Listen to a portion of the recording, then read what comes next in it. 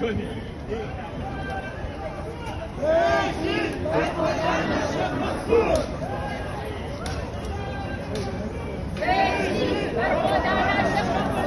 به مقام نکردید به دعو کار که آلی دکترهای احمدی و دیوارم پیش برم.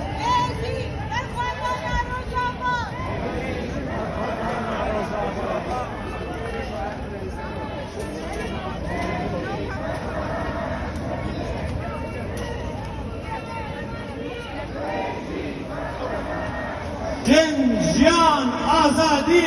جنجیان آزادی،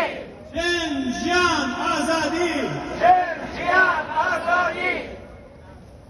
بیجی در خودانا روژاوا، بیجی در خودانا روژاوا، بیجی در خودانا شیخ مقصود، بیجی در خودانا شیخ مقصود.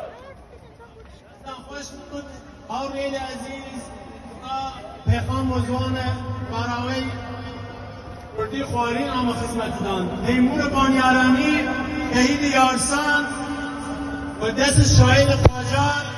فرمایش کرد چرخچی جهان منشورت نام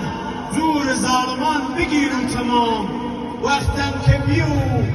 مامور سلطان وکیل حقا نکرمان شاهان اراده ملت کرد راوسیان لورانور دیکتاتور دین امرو نیه زیادتر ل 80 ساله کرد روسالات بیوچان ها داگیر کرد تا لکردستان بکده ریش کمار پت و ادامیش 47 ساله یا تو کرد و جن و پیاو منال ناو گاواره و للو لبین بد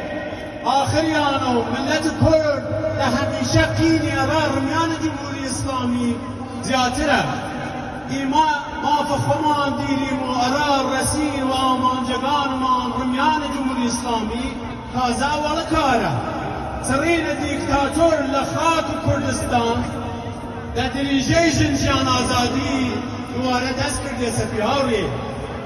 سلام لملک شای چو کردستان